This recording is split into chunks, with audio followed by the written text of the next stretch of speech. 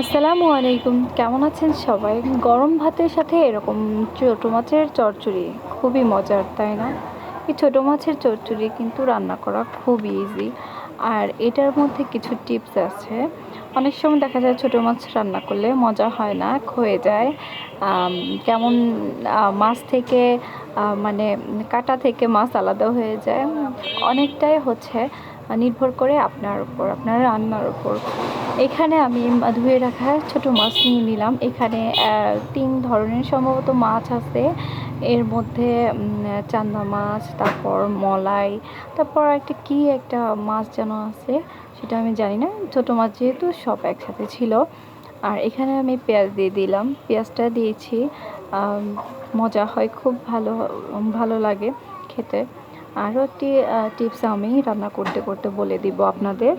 আর এখানে আমি সব ধরনের মশলা দিব, পেঁয়াজটা একটু বেশি দিব। সব ধরনের বলতে সাধারণ যে রান্নাগুলো আমরা ভাজিতে করি সেটা দিয়ে দিলাম। আমি এখানে ধনে পাতাটা আগে দিয়েছি, আপনারা এখানে ধনে পাতাটা পরে দিবেন, কারণ পরে দিলে ফ্লেভারটা একদম তাজা তাজা আসে। আর রান্না করলে সেটা এটার সাথে মিশে যায়, পরে আর ধনিয়ার গন্ধটা আসে না। এখানে আমি হলুদ, মরিচ, ধনিয়া, একটু লবণ দিয়ে দিব, একটু রসুন দিয়ে দিব। এটা আপনারা কতটুকু রান্না করবেন সেটার উপর নির্ভর করবে। আপনারা আপনাদের পরিমাণ মতো দিয়ে নেবেন। এখানে আমি এই তো একটু লবণ দিয়ে দিলাম, 1 চামচ লবণ দিয়েছি, আর একটু টমেটো দিয়ে দিচ্ছি। আপনারা চাইলে এখানে বেগুন দিতে পারেন।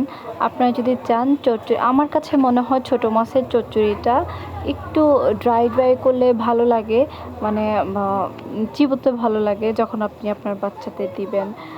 এই জিনিসটা তখন মচমচ করবে, আর কাঁটাটা দাঁতে লাগবে না, মাড়িতে লাগবে না। এখানে আমি তেলটা একটু বেশি দিব, কারণ ভাজতে গেলে একটু লাগবে, মুচমুচে হবে, আর কড়াইতে লেগে আসবে না। আর অবশ্যই এটা ভালো করে মাখিয়ে নেবেন। পানিটা খুব একটা দেওয়ার দরকার নেই। যদি মনে করেন যে পানি একটু দিতে হবে, আমি একটু দিয়ে নিয়েছি, কারণ হচ্ছে আমার কাছে মনে হয়েছে একটু পানি দিলে বেশিক্ষণ ধরে রান্না করলে কিন্তু রান্না একটু মজাই হয়।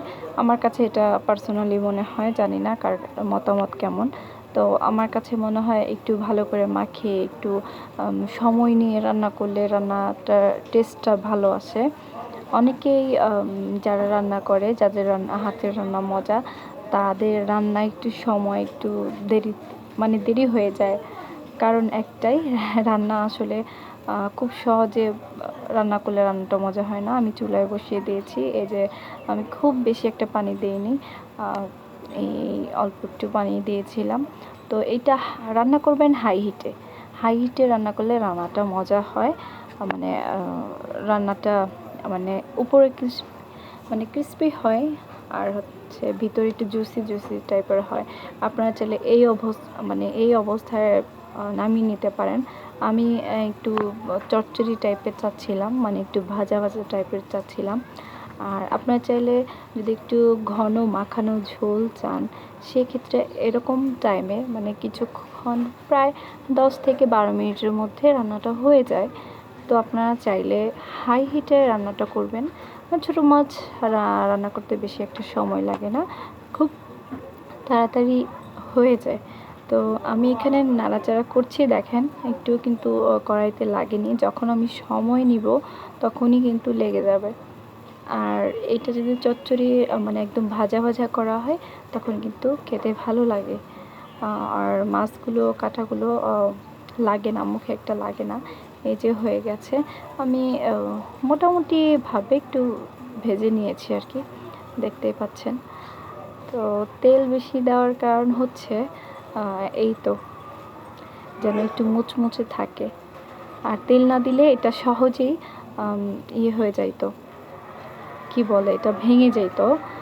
অনেকটা সময় নিয়ে আপনি রান্নাবান্না করতে পারতেন না। ধন্যবাদ। আপনারা বাসায় তৈরি করে খাবেন, রেসিপিটা দিয়ে দিলাম।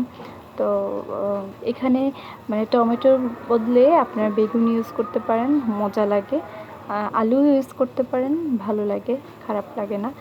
তবে একটু তেল দিলে নিচে লাগবে না। ধন্যবাদ।